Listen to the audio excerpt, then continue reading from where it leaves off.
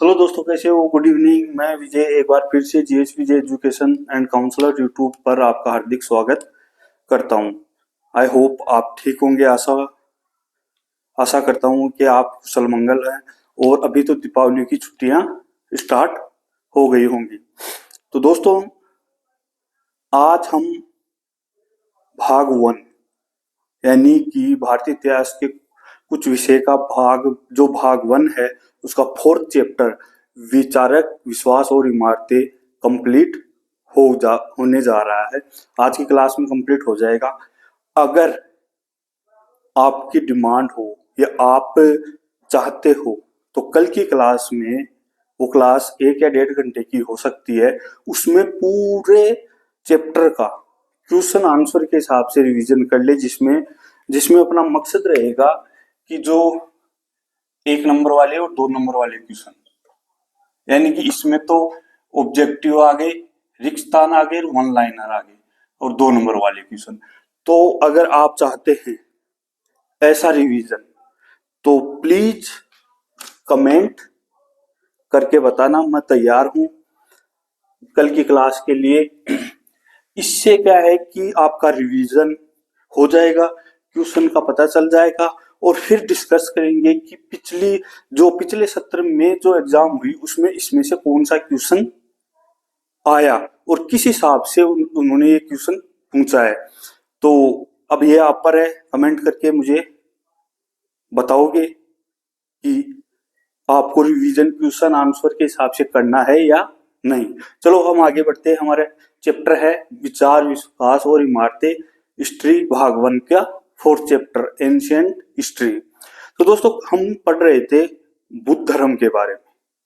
कल हमने देखा था कि स्तूपों की खोज है, फिर जो परंपराएं थी, और फिर उस मूर्ति कला, यानी कि मूर्तियां कैसे बौद्ध धर्म में मूर्तियों की पूजा होने लगी। 2 शाखाएं, हियान, महायान और हियान यानी थेरवाद।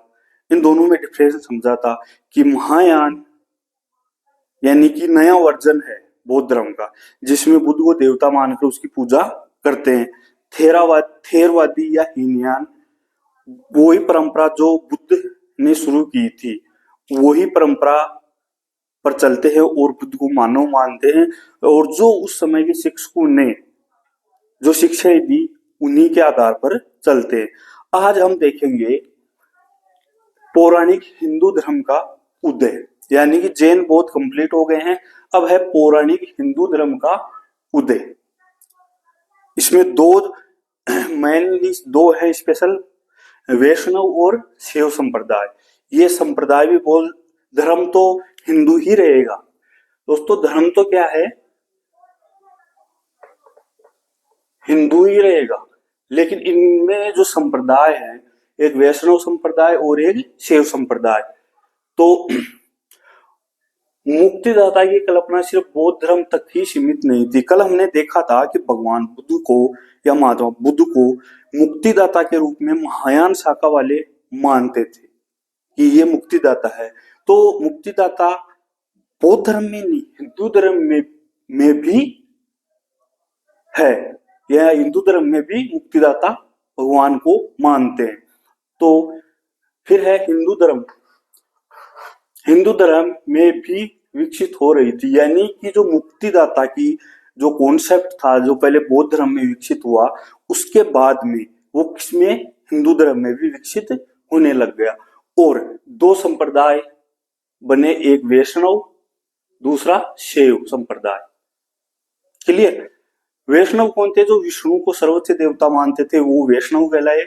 और जो शिव को सर्वोच्च परमेश्वर मानते थे, वो शैव कहलाए। यानी कि 2 संप्रदाय हो गए, वैष्णव और शैव संप्रदाय। वैष्णव में विष्णु सर्वोच्च था और शैव में शिव सर्वोच्च था। अब एक बिंदु दे रखा है जो शायद पूछ सकता है, भक्ति किसे कहते हैं, क्योंकि वहां पे पैराग्राफ में दे रखा है। मैंने पैराग्राफ से बाहर निकालकर एक सब टॉपिक टाइटल बना दिया है, भक्ति किसे कहते हैं। तो इसको गौर से समझना, एक एक लाइन, एक एक वर्ड को। एक विशेष देवता की पूजा को खास महत्व, यानी कि एक विशेष देवता की पूजा को खास महत्व, यानी कि सिर्फ एक ही देवता, एक देवता की पूजा को खास महत्व। आराधना में उपासना व ईश्वर के बीच का रिश्ता प्रेम और समर्पण का रिश्ता माना जाता है, इसे ही भक्ति कहते हैं। यानी कि एक पर्टिकुलर देवता को खास मानकर उसी की भक्ति, मतलब उसी की उपासना या करते हैं, और उपासना और ईश्वर के बीच में जो रिश्ता होता है वो प्रेम और समर्पण का रिश्ता माना जाता है, और इसी को क्या कहते हैं? भक्ति कहते हैं।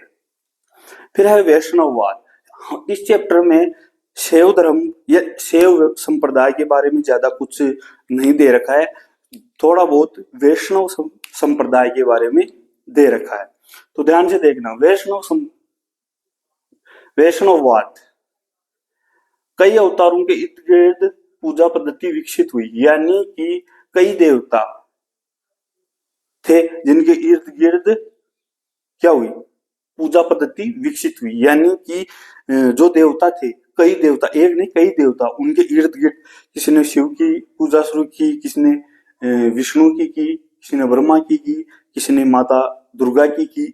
इस तरह विष्णु की 11 अवतारों की कल्पना की जाती है। ये ध्यान रखना, ऑब्जेक्टिव में आ सकता है कि विष्णु के कुल कितने अवतारों की कल्पना की गई है, तो कुल कितने? 11। अब अवतार क्यों लेते हैं उसका भी रीजन बताया है। धरती पर पाप बढ़ने से अव्यवस्था, पहला तो है पाप बढ़ने से अव्यवस्था और नाश की स्थिति आ जाती है, तब भगवान अलग अलग रूप में अवतार लेते हैं। क्लियर? अब दोस्तों है अवतारों को मूर्ति का, यानी कि जो अवतार थे उनको मूर्ति का रूप दिखाना या मूर्ति में दिखाना। तो ये कई अवतारों को मूर्ति के रूप में दिखाया है, जैसे अपनी किताब में जो बुक में है वो दे रखा है, वराह अवतार जो धरती माता को बचाते हैं। तो मतलब जो अवतार थे उनको, उनके रूपों को मूर्तियों में दिखाया गया है, फर्स्ट पॉइंट। सेकंड है अन्य देवताओं की मूर्तियों का भी निर्माण हुआ। ये नहीं है कि विष्णु के अवतारों की ही मूर्तियां बनी, अन्य देवता जो भी थे उनकी भी मूर्तियां बनी, दूसरा पॉइंट। तीसरा पॉइंट सबसे इंपॉर्टेंट है, ध्यान रखना, शिव को लिंग के रूप में बताया जाता है। हम जाते हैं शिवलिंग, तो उसमें शिव को लिंग के रूप में बताया जाता है। ये नॉर्मली है, ये ज्यादा नहीं है, नॉर्मली है, लेकिन कई बार मनुष्य के रूप में भी दिखाया जाता है। ये इंपॉर्टेंट शिव के लिए, कई बार मनुष्य के रूप में भी दिखाया जाता है। फिर है ये सारे चित्रण देवताओं से जुड़ी हुई मिश्रित अवधारणा पर आधारित है। ये जितने भी चित्रण हुए हैं वो मिश्रित देवताओं के मिश्रित अवधारणा पर आधारित है। और फिर लास्ट पॉइंट है मूर्तियों के अंकन का अभिप्राय समझने के लिए इतिहासकारों को कहानियों का सहारा लेना पड़ता है। क्या जो भी अंकित है उसको पढ़ने के लिए इतिहासकारों को स्टोरियों का सहारा लेना पड़ता है। जैसे अगर आम जन या प्रजा के बारे में, सामान्य जन के बारे में जानकारी हमें कहां से? जातक खताओं से प्राप्त होती है। तो उसी प्रकार इतिहासकारों को मूर्ति कला के पर जो अंकन है उसका अभिप्राय समझने के लिए कहानियों को थोड़ा आधार बनाना पड़ता है। फिर है दोस्तों प्रथम सहस्त्राब्दी के मध्य ब्राह्मणों द्वारा पुराणों की रचना की गई, यानी कि प्रथम सहस्त्राब्दी के मध्य किसकी रचना की गई? पुराणों की। और पुराणों की रचना किसने की? ब्राह्मणों ने। तो अब पुराण है, तो पुराणों में किन की कहानियां हैं? देवी देवताओं की कहानियां हैं, और इम्पोर्टेंट है कि इसके श्लोक संस्कृत में है। यानी कि पुराणों की रचना किसने की? पहले पुराण, फिर ब्राह्मण,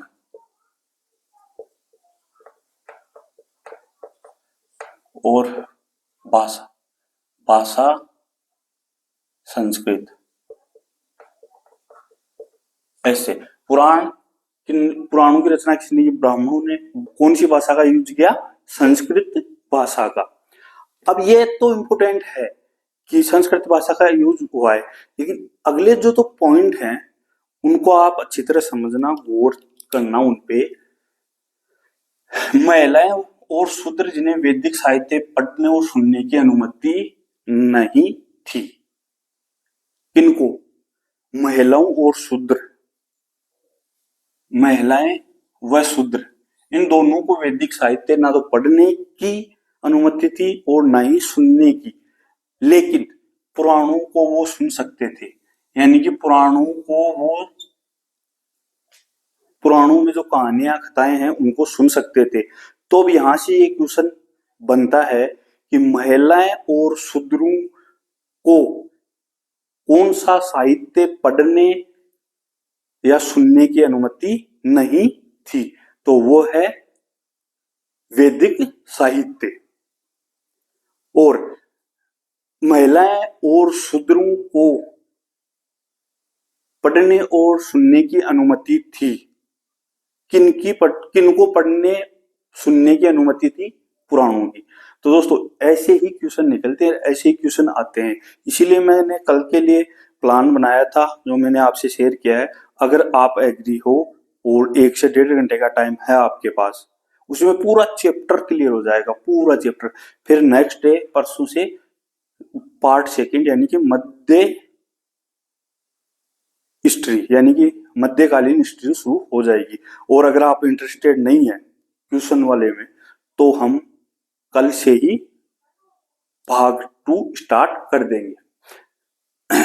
यहां तक के लिए फिर है मंदिरों का बनाया जाना, यानी कि मंदिर क्यों के कब बनाए गए। तो दोस्तों जिस समय सांची जैसी जगह पर स्तूप विकसित हुए, यानी कि सांची पर स्तूप विकसित हुए उस समय की, इसी समय यानी कि किस समय?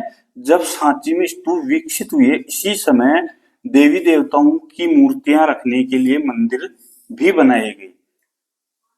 जब सांची के स्तूप को विकसित किया जा रहा था तो उसी समय देवी देवताओं की मूर्तियों को रखने के लिए मंदिर भी बनाए जा रहे थे। अब यहां पर खास बात यह है, वेरी इंपॉर्टेंट, शुरू में मंदिर चौकोर कमरे के रूप में थे जिन्हें गर्भगृह कहा जाता था।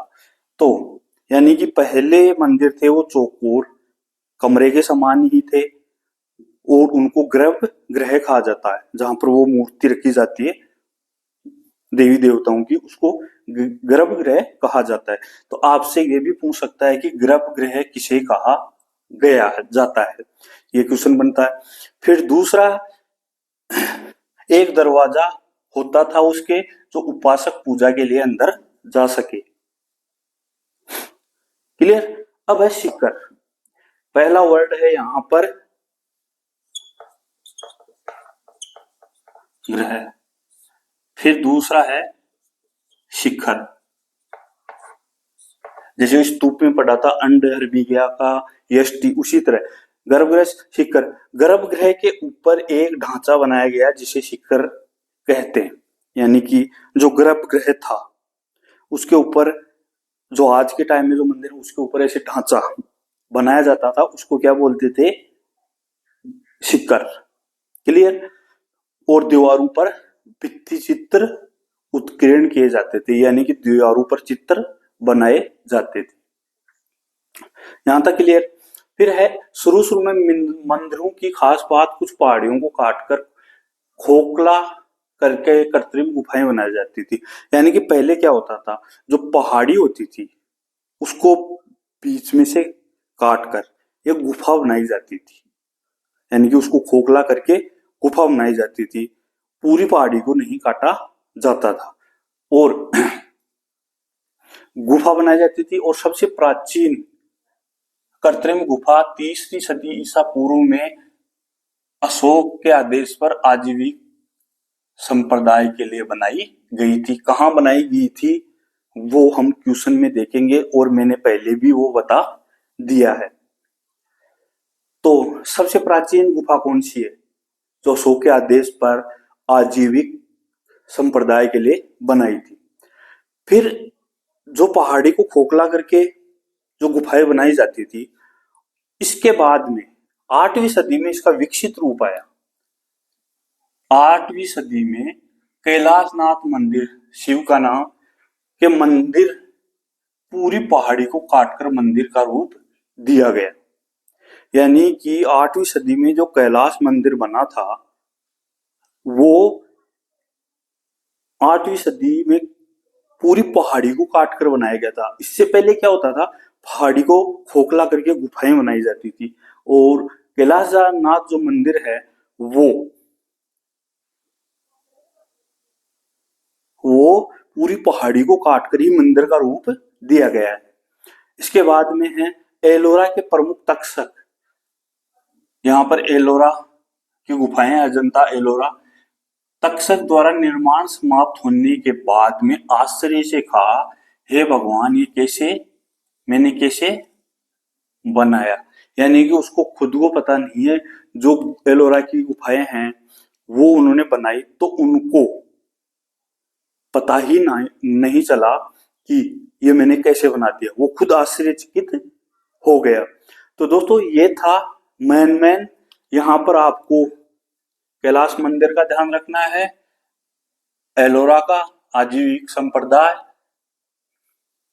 गर्भगृह, शिखर, पुराण में महिलाएं और शूद्र वाला, संस्कृत में श्लोक है और यहाँ पर अवतारों, ये है। तो दोस्तों अब हम कुछ क्वेश्चन हैं जिनको हम देख लेते हैं।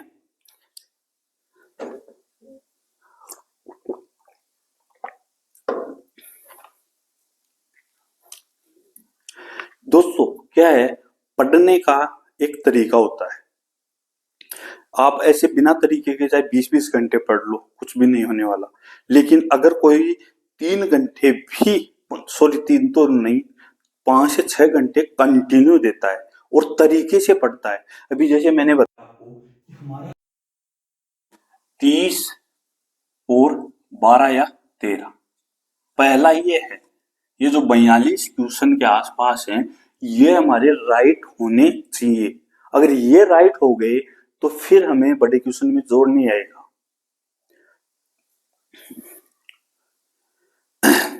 फिर है एक मूर्ति है,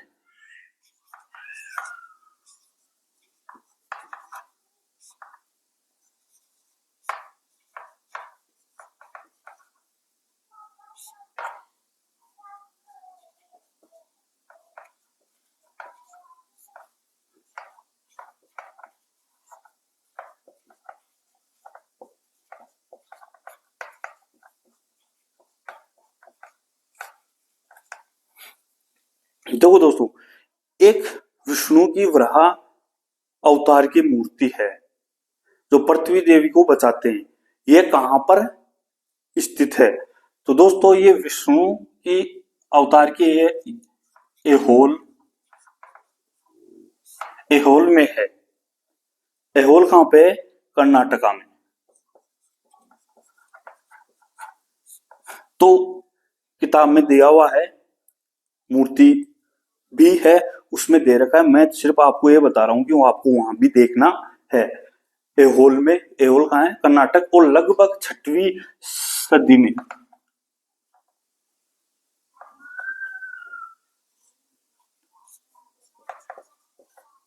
6वीं सदी में ये मूर्ति बनी थी। एक है महाबलीपुरम में दुर्गा माता की मूर्ति है और एक है ये जो आया है कैलाशनाथ मंदिर। तो दोस्तों कैलाशनाथ मंदिर कहां पर है? कैलाशनाथ मंदिर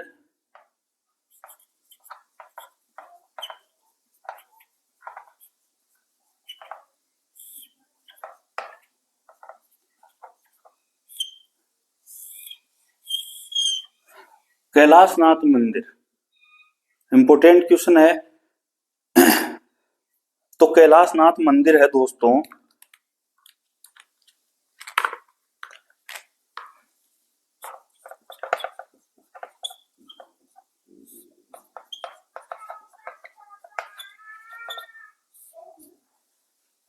एलोरा महाराष्ट्र में। कैलाशनाथ मंदिर शिव का मंदिर है। अब दोस्तों हम देखते हैं कि जो ये आजीविक संप्रदाय के लिए जो गुफा बनाई थी, सर्वप्रथम और सबसे प्राचीन गुफा है, तो इसके बारे में हमें जानकारी होनी चाहिए। हमें ये पता है कि 3री सदी ईसा पूर्व में इस गुफा का निर्माण हुआ था, और इस गुफा का निर्माण किसके आदेश पर हुआ था? सम्राट अशोक के आदेश पर। लेकिन ये है कहां पर, तो वो देखते हैं। तो देखो,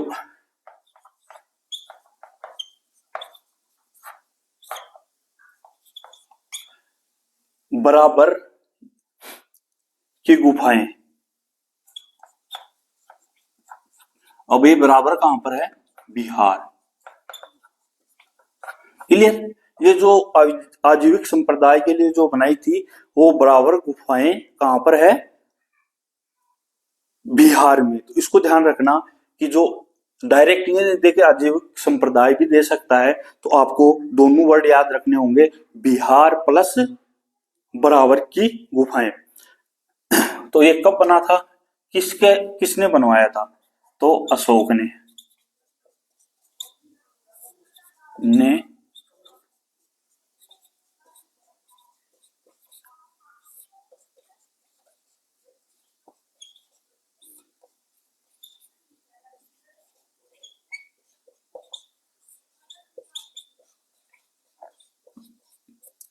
ने आजीविक संप्रदाय के संतों के लिए, आजीविक भी एक संप्रदाय था जो किससे रिलेटेड था? बौद्ध धर्म से।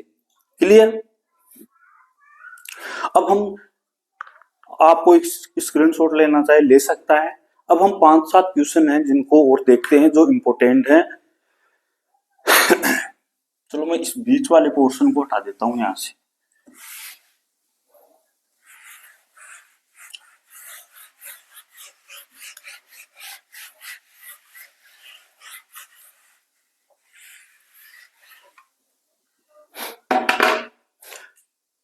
अब दोस्तों, अब हम देखेंगे कि प्रारंभिक वैदिक परंपरा।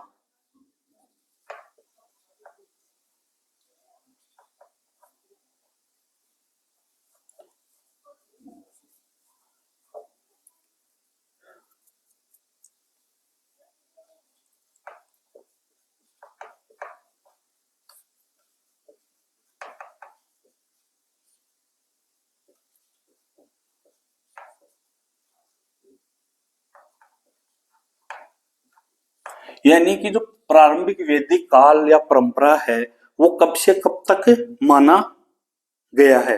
तो दोस्तों ये है लगभग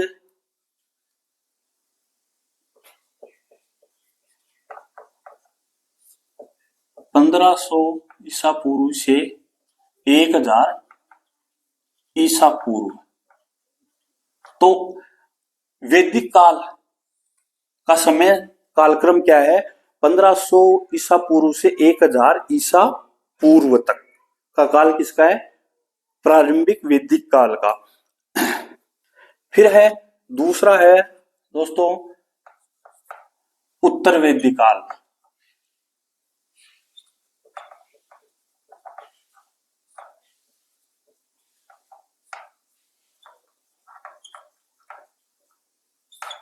इसका कालक्रम क्या है?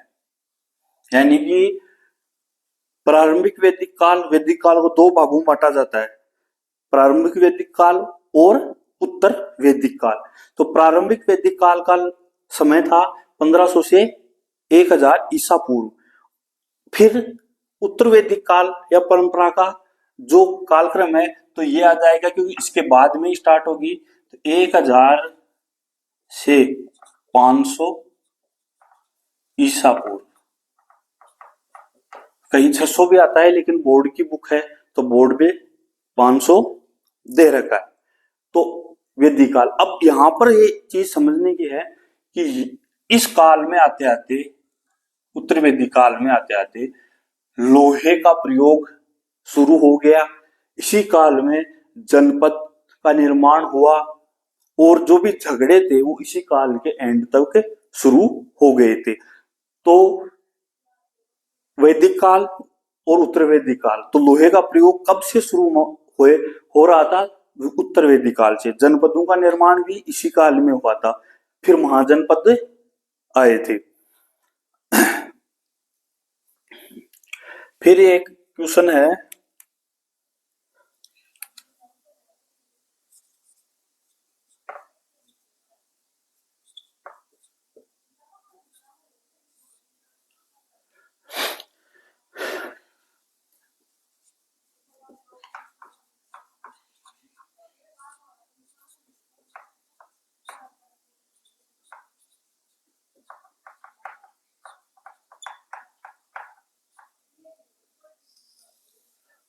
प्रारंभिक उपनिषद जैन और बौद्ध धर्म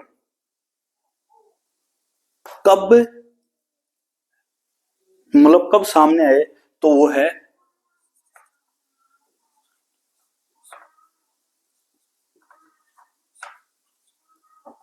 6ठी सदी ईसा पूर्व।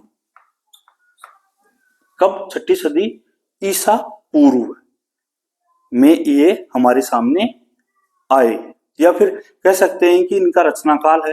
अब उपनिषद का अर्थ है उप प्लस निषद, यानी कि गुरु के समीप बैठकर ज्ञान प्राप्त करना।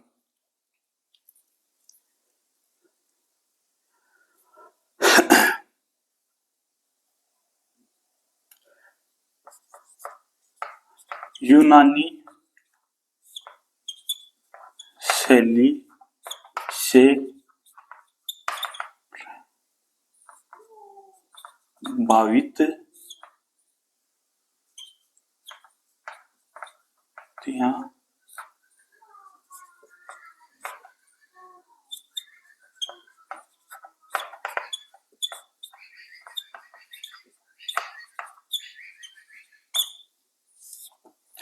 यूनानी शैली से प्रभावित मूर्तियां, यानी कि जिन पर यूनानी शैली का प्रभाव है, ये मूर्तियां हमें कहां से प्राप्त होती हैं? ये होती हैं पेशावर,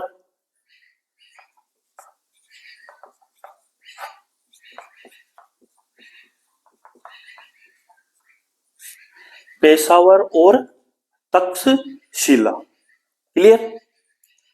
अब एक क्वेश्चन और है जो आप कमेंट करके बताओगे कि किस आधुनिक इतिहासकार ने सांची को वृक्ष व सर्प की पूजा का स्थान बताया है? एक क्वेश्चन नंबर 1। और दूसरा क्वेश्चन है कि हमने पढ़ा एलोरा, इसके अलावा महाराष्ट्र में और कौन कौन सी गुफाएं हैं? ये 2 क्वेश्चन आपके लिए हैं और इन दोनों क्वेश्चन को आपको कमेंट करके, कमेंट सेक्शन में जाके कमेंट करके इनका उत्तर बताना है। तब पता चलेगा कि आप कितने इंटरेस्टेड हैं पढ़ने में। और दोस्तों, कल की क्लास के बारे में आप बताओगे कि कल रिवीजन करोगे क्वेश्चन आंसर के हिसाब से पूरे चैप्टर का, या फिर नेक्स्ट भारत के इतिहास के कुछ विषय भाग 2 में फर्स्ट चैप्टर को स्टार्ट करें? तो आज के लिए बस इतना ही। अच्छा लगे तो लाइक करना, शेयर करना और सब्सक्राइब करना और कमेंट करना मत भूलना। 2 क्वेश्चन मैंने बताए हैं।